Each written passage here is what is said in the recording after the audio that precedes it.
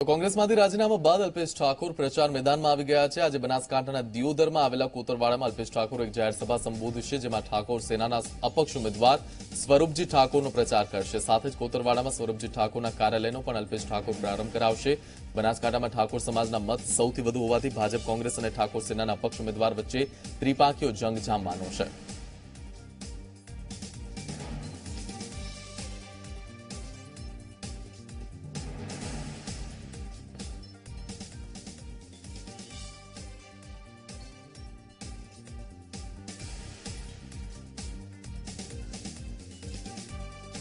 તો પ્રથમ તબક્કાનું મતદાન થઈ રહ્યું છે, ત્યારે અનંતપુરમાં જનસેનાના ઉમેદવારે ઈવીએમ તોડ્યાની ઘટના સામે આવી છે। જનસેના ઉમેદવાર મધુસૂદન ગુપ્તાએ ઈવીએમ તોડ્યું છે। પોતાનું નામ બરોબર ન દેખાતા મધુસૂદને ઈવીએમ તોડ્યું। મધુસૂદન ગુપ્તાની પોલીસે ધરપકડ કરી છે। આ ઉમેદવારની બેશરમી કહી શકાય કે લોકસભા ચૂંટણી મહાપર્વ, જે લોકશાહીનું મહાપર્વ ગણવામાં આવે છે, ત્યારે આ ચૂંટણી થઈ રહી છે, ત્યારે પોતાનું નામ સરખું ન દેખાતા જનસેનાના ઉમેદવારે ઈવીએમ તોડ્યું છે અને હાલ પોલીસે તેની ધરપકડ કરી છે। મધુસૂદન ગુપ્તા અનંતપુરથી જનસેનાના ઉમેદવાર છે અને પોતાનું નામ સરખું જ્યારે તેઓ મતદાન કરવા પહોંચ્યા ત્યારે ન દેખાતા તેમણે ત્યાં હોબાળો કર્યો।